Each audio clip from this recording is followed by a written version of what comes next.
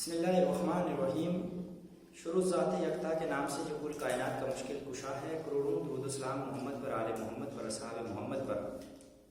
میں ثاقب و سدوزئی ریاست کی آنکھ سے گزرے ہوئے فیصلے اور آج کا آئینہ۔ معزز ناظرین، تحریک لبیک پاکستان آج انتہائی مشکل حالات کا سامنا کر رہی ہے۔ ظالم حکومت، ظالم انتظامیہ آج ان کی لاشوں پر کہہ کے لگا رہی ہے۔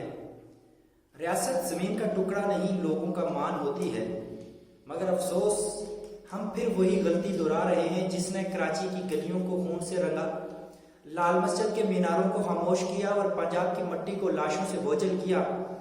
آج پھر وہی طریقہ کار اختیار کیا جا رہا ہے، وہی ریت اپنائی جا رہی ہے، ماضی سے کچھ نہ سیکھا۔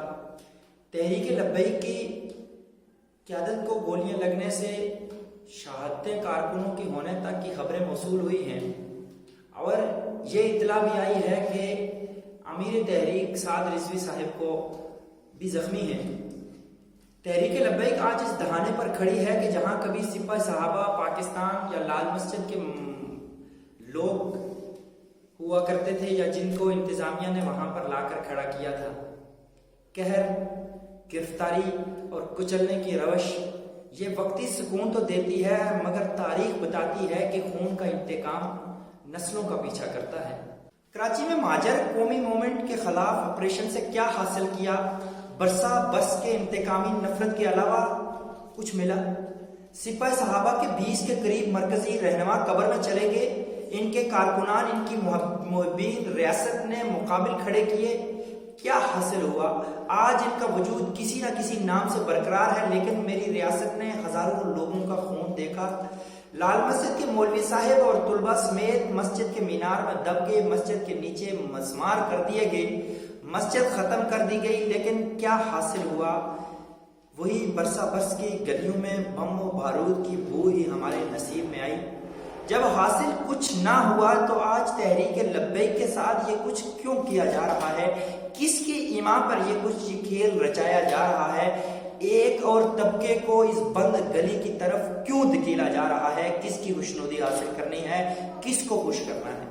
اس سے حاصل کچھ نہ ہوگا۔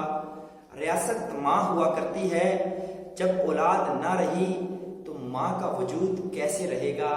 ماں زندہ کیسے رہے گی؟ ریاست اگر اپنے ہی لوگوں سے بات نہیں کرے گی تو کن سے کرے گی؟ عقل مند قومیں جذبات سے نہیں تجربات سے فیصلہ کرتی ہیں۔ جس آگ نے پہلے شہروں کو جلایا، اسے دوبارہ دہکانا حماقت ہے۔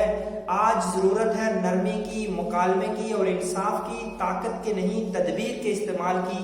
آج ضرورت ہے نرمی کی، مکالمے کی اور انصاف کی، طاقت کے نہیں تدبیر کے استعمال کی ضرورت ہے، کیونکہ جب بچے نہیں رہتے تو ریاست زندہ نہیں رہتی، ریاست ماں ہوا کرتی ہے۔